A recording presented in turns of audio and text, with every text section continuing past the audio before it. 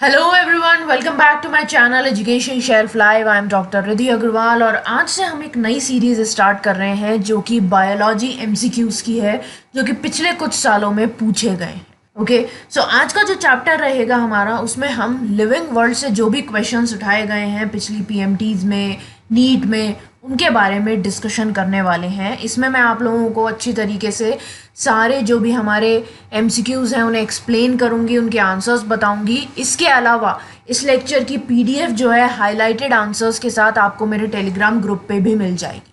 तो मेरा Telegram group join करना मत भूलना, उसका लिंक मैंने डिस्क्रिप्शन बॉक्स में दे दिया। ओके, सो बिना देरी के स्टार्ट करते हैं हमारे आज के लेक्चर से। तो आज का पहला क्वेश्चन जो है वो है, first life on earth was. तो हमें चार ऑप्शंस दिए गए हैं: साइनोबैक्टीरिया, कीमो हिटेरोट्रॉफ्स, ऑटोट्रॉफ्स और फोटो ऑटोट्रॉफ्स। तो देखो हुआ क्या था, जो पहले लिविंग बींग्स थे, they were formed in the environment of sea having abundant organic molecules. तो पहली लाइफ जो है, पहले लिविंग बींग्स जो हैं वो सी के एनवायरनमेंट में डेवलप हुए थे, जहाँ पे बहुत ज़्यादा ऑर्गेनिक मॉलिक्यूल्स प्रेजेंट थे। Now they absorb the organic materials for the sake of nutrition. और इन लिविंग बींग्स ने क्या किया, इन्होंने जो भी ऑर्गेनिक मटेरियल, जो भी ऑर्गेनिक मॉलिक्यूल्स वहाँ पे मौजूद था, उसे न्यूट्रिशन के हिसाब से एब्जॉर्ब करना, कंज्यूम करना चालू कर दिया। और इसीलिए इन लिविंग बींग्स का नाम जो है वो उभर के आया कीमो हिटेरोट्रॉफ्स। तो ऐसे ऑर्गेनिजम्स जो कि पहली बार आए इस धरती पे, फर्स्ट लिविंग बींग्स जो आए, उन्होंने ऑर्गेनिक मटेरियल्स, ऑर्गेनिक मैटर को कंज्यूम किया और उनको नाम दिया गया कीमो हिटेरोट्रॉफ्स। तो इसका करेक्ट आंसर हो जाएगा बी। तो फर्स्ट लाइफ जो है अर्थ पे वो थी कीमो हिटेरोट्रॉफ्स की। क्लियर है? Then let's move to our next question. What is true for photolithotrophs? तो फोटोलिथोट्रॉफ्स नाम से ही पता चल रहा है कि ये लाइट एनर्जी का कुछ यूज करते होंगे, क्योंकि फोटो वर्ड आ रहा है इनमें। तो हम चारों ऑप्शन देख लेते हैं पहले, उसके बाद देखेंगे कि कौन सा ऑप्शन करेक्ट है। So, first is obtain energy from radiation and hydrogen from organic compounds. Then obtain energy from radiation and hydrogen from inorganic compounds. Then obtain energy from organic compounds and obtain energy from inorganic compounds. तो देखो, फोटोलिथोट्रॉफ जो है वो light use करते हैं, light को use करते हैं एनर्जी के तौर पे। और जो हमारे इनऑर्गेनिक इलेक्ट्रॉन डोनर होते हैं, जैसे H2 हो गया या H2S हो गया, उसको हाइड्रोजन सोर्स की तरह काम में लेते हैं। तो इसी वजह से जो हमारा करेक्ट ऑप्शन हो जाएगा वो होगा बी, यानी कि एनर्जी जो है वो रेडिएशन से आ रही है, यानी कि जो लाइट है हमारी उससे आ रही है, और हाइड्रोजन जो है वो इनऑर्गेनिक सोर्सेस से, इनऑर्गेनिक कंपाउंड से आ रहे हैं। अब आती है बात फोटोलिथोट्रॉफ्स के एग्जाम्पल की। तो जो हमारे पर्पल और ग्रीन सल्फर बैक्टीरिया हैं वो फोटोलिथोट्रॉफ्स की कैटेगरी में आते हैं। Then next question is, most abundant organic compound on earth is protein, cellulose, lipids या स्टीरॉइड्स? तो ये एक फैक्ट बेस्ड क्वेश्चन है जो आपको याद रखना है। आप जो सेल्यूलोज है हमारा, वो हमारी सेल वॉल में मिलता है प्लांट्स की, और हमें पता है कि प्लांट्स हमारे अर्थ पे बहुत ज्यादा मिलते हैं। हालांकि अब कम हो गए, वो बात अलग है, लेकिन फिर भी मोस्ट अबंडेंट ऑर्गेनिक मॉलिक्यूल जो हमारे अर्थ पे प्रेजेंट है वो है सेल्यूलोज। क्लियर? तो ये आपको मगअप करना है एकदम आंसर कि सेल्यूलोज जो है वो सबसे ज्यादा मिलने वाला ऑर्गेनिक कंपाउंड है अर्थ पे, ऑर्गेनिक मॉलिक्यूल है। Okay, then next question is, reason of diversity in living being is. अब जो हमारे लिविंग बीइंग्स हैं उनमें जो हमें डाइवर्सिटी देखने को मिलती है, जो अलग अलग तरह की चीजें देखने को मिलती है, वो किस वजह से होती है? म्यूटेशन की वजह से, ग्रेजुअल चेंज की वजह से, या लॉन्ग टर्म एवोल्यूशनरी चेंज की वजह से, या फिर शॉर्ट टर्म एवोल्यूशनरी चेंज की वजह से? तो अब देखो होता क्या है, the mutation provides the source of variation. The diversity in living beings is due to natural selection of variations and consequent evolutionary change over long period of time. तो हालांकि ये सारे ही ऑप्शंस हमारे करेक्ट दिखते हैं, लेकिन होता क्या है, जो हमारा म्यूटेशन है वो वेरिएशन का सोर्स तो होता है, लेकिन जो डाइवर्सिटी हमें दिखती है लिविंग बीइंग्स में वो वेरिएशन के नेचुरल सिलेक्शन की वजह से होती है। और ये नेचुरल सिलेक्शन का जो प्रोसेस है हमें पता है कि काफ़ी लंबा टाइम लगाता है, इसलिए धीरे धीरे जो लॉन्ग टर्म एवोल्यूशनरी चेंजेस आते हैं उसी की वजह से हमें लिविंग बीइंग्स में डाइवर्सिटी देखने को मिलती है। Okay, so correct answer for this question will be C, that is long term evolutionary changes. Then next question is, Organisms which obtain energy by the oxidation of inorganic compounds are called.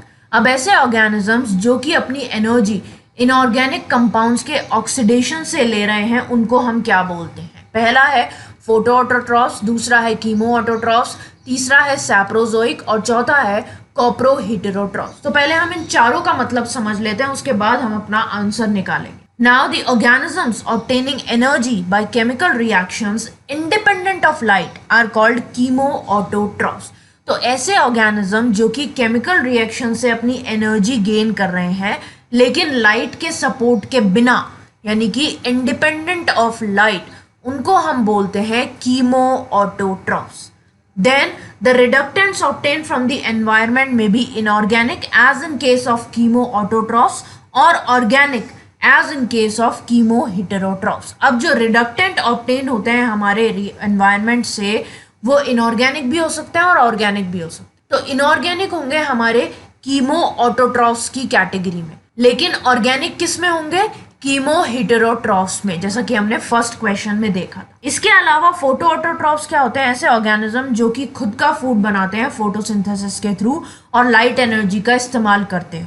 फिर सैप्रोजोइक क्या होते हैं? सैप्रोजोइक ऐसे organism होते हैं जो कि dead और डिकेइंग मैटर से अपनी एनर्जी, अपना फूड ऑब्टेन करते हैं. और कॉप्रोहेटेरोट्रॉफ्स ऐसे होते हैं जो कि एनिमल की डंक से अपना एनर्जी जो है वो ऑब्टेन करते हैं. क्लियर है? तो इसका करेक्ट आंसर क्या हो जाएगा? कीमोऑटोट्रॉफ्स. यहाँ पे कीमोहेटेरोट्रॉफ्स अगर होता तो वो भी गलत होता, क्योंकि उसमें ऑर्गेनिक कंपाउंड का ऑक्सीडेशन हो रहा है, इनऑर्गेनिक का नहीं. तो ये डिफरेंस दोनों में ध्यान रखना है. जो कीमोऑटोट्रॉफ्स हैं उसमें इनऑर्गेनिक कंपाउंड्स का ऑक्सीडेशन हो रहा है और कीमोहेटेरोट्रॉफ्स में ऑर्गेनिक कंपाउंड्स का ऑक्सीडेशन हो रहा है. Clear? So correct answer will be B. Then next question is there is no life on moon due to absence of. अब ये क्वेश्चन बहुत ही ज्यादा कॉमन है कि आखिर मून पे, चांद पे जीवन क्यों नहीं है, किस चीज के एब्सेंस की वजह से ये काम हो रखा है. तो पहला है oxygen, then water, then light and then temperature. तो देखो वाटर जो है it is an essential constituent of cytoplasm of all living organism. हमें पता है कि वाटर जो है वो साइटोप्लाज्म में बहुत ज़्यादा अमाउंट में मिलता है और साइटोप्लाज्म जो है वो हर एक ऑर्गेनिज्म में प्रेजेंट है जो भी लिविंग है उनमें. Now it helps in distribution of substances within the organisms, elimination of waste products, body temperature maintenance etcetera. तो ये इसका काम क्या होता है वाटर का? पहली बात तो जो भी सब्सटेंसेस हैं उनके डिस्ट्रीब्यूशन में ये हेल्प करता है. दूसरी तरफ जो हमारे वेस्ट प्रोडक्ट्स हैं उनको एलिमिनेट करता है. और तीसरा जो हमारी बॉडी का टेम्परेचर है उसे भी मेंटेन करके रखता है. और ये मून पे प्रेजेंट नहीं है, it is absent on moon. अब जो हमारे दूसरे ऑप्शंस हैं जैसे कि O2, लाइट, टेम्परेचर, उनको भी देख लेते हैं. लाइट और टेम्परेचर जो है वो ऑलरेडी मून पे प्रेजेंट है, इसलिए ये दोनों ऑप्शंस तो हमारे वैसे ही गलत हो गए. अब एक ऑप्शन बनता है हमारा ऑक्सीजन. तो देखो होता क्या है, जो एनारोबिक ऑर्गेनिज्म है वो ऑक्सीजन की एब्सेंस में भी रह सकते हैं. तो इसका मतलब क्या है कि ऑक्सीजन का कोई रोल नहीं है, क्योंकि जो एनारोबिक ऑर्गेनिजम्स हैं वो तो मिल ही सकते थे हमें मून पे. अगर सपोज करो हमने ये भी मान लिया कि ऑक्सीजन प्रेजेंट नहीं है मून पे, तो एनारोबिक ऑर्गेनिजम्स तो मिल सकते थे लेकिन वो भी नहीं मिल रहे हैं. इसका मतलब ऑक्सीजन से भी कोई अलग सब्सटेंस है जिसकी वजह से लाइफ मून पे प्रेजेंट नहीं है. तो वो ऑप्शन हमारा क्या हो जाएगा? Correct, water. यानी कि वाटर के एब्सेंस की वजह से मून पे लाइफ नहीं है. Clear? Then next question is which one of the following is categorised under living fossil. तो इनमें से ऐसा कौन सा ऑर्गेनिज्म या कौन सा ऐसा प्लांट है जिसे हम लिविंग फॉसिल की कैटेगरी में डालते हैं? पहला है सेलाजिनेला, दूसरा है पाइनस, तीसरा है साइकस और चौथा है मेटासिकोइया. तो होता क्या है, जो हमारा ऑर्डर है साइकेडेल्स उसमें लिविंग और फॉसिल मेंबर्स दोनों प्रेजेंट है, which are originated in upper Triassic period of early Mesozoic era. तो जो हमारा अर्ली मीजोजोइक एरा था उसका जो अपर ट्रायसिक पीरियड था उसमें ये वाला हमारा जो ऑर्डर है साइकेडेल्स ये ओरिजिनेट हुआ था. इसी वजह से इसमें लिविंग और फॉसिल दोनों तरीके के मेंबर्स हैं. अब इस ऑर्डर की एक फैमिली है Cycadaceae which has 10 living and 1 fossil genera. तो जो फैमिली है हमारी साइकेडेसिए उसमें 10 लिविंग मेंबर्स हैं और एक हमारा फॉसिल मेंबर है या एक फॉसिल जेनरा माना. So Cycas comes under living genera and has a long writing history. So is also known as living fossil. अब जो Cycas है हमारा वो living genera के अंडर आता है, लेकिन इसकी हिस्ट्री बहुत पुरानी है, इसलिए ऐसा माना जाता है कि ये है तो फॉसिल लेकिन ये लिविंग फॉसिल। क्लियर? सो इसका करेक्ट आंसर हो जाएगा सी। वैसे भी ये वाला जो क्वेश्चन है ये आप लोगों को याद रखने की जरूरत है, इसमें ज्यादा दिमाग मत लगाना अपना, सीधे सीधे इसका नाम याद रख लेना है साइकस। तो साइकस जो है it is a living fossil. Then next question is the most important feature of all living systems is to. अब सबसे ज्यादा इंपॉर्टेंट फीचर सारे लिविंग सिस्टम्स का क्या है? पहला, utilise oxygen to generate energy. दूसरा, रेप्लिकेट द जेनेटिक इंफॉर्मेशन। तीसरा, प्रोड्यूस गमीट्स। और चौथा, utilise solar energy for metabolic activity. So होता क्या है, रिप्रोडक्शन जो है it is very necessary for continuity of life. तो रिप्रोडक्शन जो है वो लाइफ की कंटिन्यूटी के लिए बहुत ज्यादा इंपॉर्टेंट है। But production of gametes is not only method for this. लेकिन गमीट्स का प्रोडक्शन जो है वो इकलौता तरीका नहीं है रिप्रोडक्शन का। बहुत सारे ऑर्गेनिजम्स ऐसे हैं जो कि एसेक्सुअली भी रिप्रोड्यूस करते हैं, इसीलिए जो हमारा ये वाला ऑप्शन है ये तो गलत ही हो जाएगा, प्रोड्यूस गमीट्स।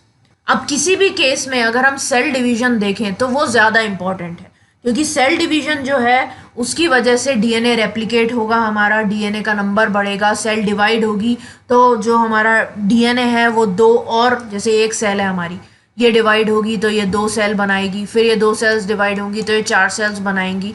तो हमारी जो लिविंग सिस्टम है उसकी कंटिन्यूटी भी रहेगी और वो बढ़ता भी जाएगा। सो करेक्ट ऑप्शन जो हो जाएगा इसका वो होगा replicate the genetic information. Clear है? Then next question is biological organisation starts with. अब बायोलॉजिकल ऑर्गेनाइजेशन कहाँ से स्टार्ट होता है? सब माइक्रोस्कोपिक मॉलिक्यूलर लेवल से, सेलुलर लेवल से, ऑर्गेनिज्मिक लेवल से या फिर एटॉमिक लेवल से। तो बायोलॉजिकल ऑर्गेनाइजेशन जो है इट स्टार्ट्स विद सब microscopic molecular level where 4 types of molecules are organized into organelles of cells, and these 4 type of molecules are carbohydrates, lipids, proteins and nucleic acid. So जो हमारा biological organisation है वो सब microscopic molecular level से start होता है, जहाँ पे ये 4 तरीके के मॉलिक्यूल्स हमें मिलते हैं और ये चारों मॉलिक्यूल्स जो हैं वो ऑर्गेनाइज होके ऑर्गेनलीज जो है सेल्स के वो बनाते हैं। Clear? So correct answer will be A, that is sub microscopic molecular level. Then next question is the living organisms can be unexceptionally distinguished from the non-living things on the basis of their ability for। अब living organisms को हम non-living things से किस basis पे identify या distinguish कर सकते हैं? इस क्वेश्चन का आंसर मैं नहीं बता रही हूँ आप लोगों को, इस क्वेश्चन का आंसर आप लोगों को मुझे नीचे कमेंट सेक्शन में बताना है। इसके ऑप्शंस है responsiveness to touch, interaction with the environment and progressive evolution, reproduction and growth and movement. Okay, so 10th question का आंसर आप लोगों को मुझे कमेंट सेक्शन में बताना है। Then next and the last question for today's session is which one of the following scientist name is correctly matched with the theory put forth by him. तो इसमें आपको मैच द फॉलोइंग करना है, इसमें यह बताना है कि किस साइंटिस्ट का नाम उसकी दी हुई थ्योरी से करेक्टली मैच कर रखा है। तो पहला है वीजमैन और इसमें बता रखा है कि उन्होंने theory of continuity of germ plasm दी। फिर दूसरे हैं पास्चर जिन्होंने इनहेरिटेंस ऑफ एक्वायर्ड कैरेक्टर्स की थ्योरी दी। तीसरा है डी व्राइज, ह्यूगो डी व्राइज जो थे उन्होंने नेचुरल सिलेक्शन की थ्योरी दी। और चौथे हैं मेंडल जिन्होंने पेनजेनेसिस की थ्योरी दी। तो देखो मैं आप लोगों को पहले बता देती हूँ कि कौन कौन से साइंटिस्ट ने कौन कौन सी थ्योरी दी थी, उसके बाद हम इसको सॉल्व करेंगे। तो सबसे पहले आते हैं हमारे पास्चर। तो पास्चर जो हैं उन्होंने जर्म थ्योरी दी थी डिजीज की, इसीलिए जो हमारा बी ऑप्शन है वो गलत है। देन एक थे हमारे चार्ल्स डार्विन जिन्होंने दी थी नेचुरल सिलेक्शन की थ्योरी, ना कि ह्यूगो डी व्राइज ने। तो ये वाला ऑप्शन भी हमारा रॉन्ग हो गया, तो 2 ऑप्शन हमारे निकल गए। फिर एक थे हमारे लेमार्क। लेमार्क जो थे उन्होंने एक्वायर्ड कैरेक्टर्स की थ्योरी दी थी। देन जो हमारे वीजमैन थे उन्होंने कंटिन्यूटी ऑफ जर्म प्लाज्म की ही थ्योरी दी थी, यानी कि ये वाला ऑप्शन हमारा करेक्ट हो गया। अभी और भी हमारे साइंटिस्ट हैं जिनके बारे में मैं बता रही हूँ, तो उनको भी याद रखना है आप लोगों को। फिर आते हैं हमारे ह्यूगो डी व्राइज। तो ह्यूगो डी व्राइज जो हैं उन्होंने म्यूटेशन की थ्योरी दी थी, ये बात हम सबको पता है। फिर मेंडल जो हैं उनके बारे में तो कौन नहीं जानता, उन्होंने इनहेरिटेंस के हमारे सारे लॉज दिए थे। और लास्ट में आते हैं हमारे डार्विन। डार्विन जो थे उन्होंने थ्योरी दी थी पैनजेनेसिस की। तो यहाँ पे जितनी भी थ्योरीज दे रखी है उनके साइंटिस्ट भी मैंने बता दिए और जितने भी साइंटिस्ट हैं उनकी थ्योरीज भी मैंने बता दी। तो एक बार फिर से इसको रिवाइज कर लेते हैं। वीजमैन जो है उन्होंने theory of continuity of germ plasm ही दी थी, इसलिए ये ऑप्शन करेक्ट है। फिर पास्चर जो हैं उन्होंने दी थी जर्म थ्योरी डिजीज की। तो पास्चर के साथ हम जर्म थ्योरी ऑफ डिजीज को रिलेट करते हैं। अब इनके सामने जो थ्योरी लिखी हुई है इनहेरिटेंस ऑफ एक्वायर्ड कैरेक्टर्स, ये दी थी लेमार्क ने। देन नेक्स्ट आते हैं हमारे ह्यूगो डी ब्राइस जिन्होंने म्यूटेशन की थ्योरी दी थी और इनके सामने जो थ्योरी लिखी हुई है नेचुरल सिलेक्शन की वो दी थी चार्ल्स डार्विन ने। फिर आते हैं हमारे मेंडल जिन्होंने इनहेरिटेंस के लॉज बताए थे और जो थ्योरी है पैनजेनेसिस की इनके सामने जो लिखी हुई है वो दी थी डार्विन। क्लियर हो गया? ओके, सो ये थे हमारे कुछ प्रीवियस ईयर्स के एमसीक्यूज जो कि आपके नीट में या जो पहले पीएमटी के नाम से जानी जाती थी उसमें आए हैं। सो इन सबको अच्छी तरीके से क्लियर कर लेना। नेक्स्ट जो लेक्चर रहेगा उसमें हम बायोमोलिक्यूल्स के कुछ एमसीक्यूज देखेंगे जो कि काफ़ी इंपॉर्टेंट है और फिर मैं सोच रही हूँ कि प्लांट फिजियोलॉजी के कुछ एमसीक्यूज कराऊँ क्योंकि वो थोड़ा सा डिफिकल्ट पार्ट है हमारा, तो वो भी आप लोगों का रिवाइज हो जाएगा। ओके, सो गाइज इस लेक्चर की पीडीएफ हाईलाइटेड आंसर्स के साथ आपको मेरे टेलीग्राम ग्रुप पे मिल जाएगी, इसलिए उसको डाउनलोड करना मत भूलना और मेरे टेलीग्राम ग्रुप को ज्वाइन भी जरूर करना। उसका लिंक मैंने डिस्क्रिप्शन बॉक्स में दे दिया। ठीक है, कोई भी डाउट है आप लोगों का तो आप मुझसे कमेंट सेक्शन में पूछ सकते हो और अगर आप मेरे टेलीग्राम ग्रुप पे हो तो वहां पे भी आप अपने डाउट्स क्लियर कर सकते हो। ओके, सो लाइक का बटन दबा देना, शेयर करना अपने फ्रेंड्स के साथ, चैनल को सब्सक्राइब कर देना और सब्सक्राइब करने के बाद जो बेल आइकन है उसे दबा देना जिससे आप लोगों को नोटिफिकेशन मिल जाएगा जैसे ही वीडियो प्रीमियर होने वाला। ओके, सो आज के लिए बस इतना ही। That's all for today guys, thanks for watching, bye bye.